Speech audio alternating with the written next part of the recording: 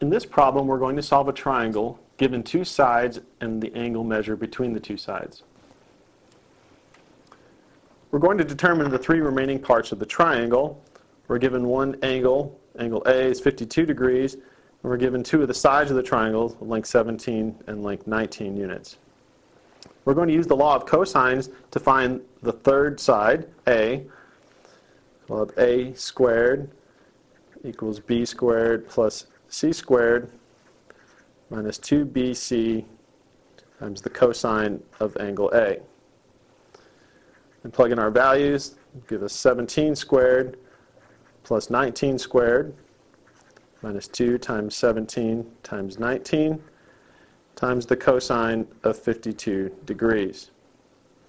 If we evaluate that, we'll have A squared is equal to 252.064, and take the square root of both sides, using the positive square root since we're dealing with the length of a side, and get that A is 15.88. So our third side is A is 15.88 units. Next, we use the law of sines to find the angle B. The law of sines is sine of angle A over the length of side A is equal to the sine of angle B over the length of side B. So we can say the sine of 52 degrees over over 15.88, which is the value we found for A, is equal to the sine of B over 17, which is the length of side B. This gives us the sine of B is equal to 17 over 15.88 times the sine of 52 degrees, which is approximately 0.844.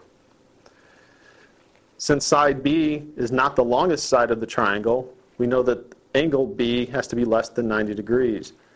Therefore, B will equal sine inverse of 0.844,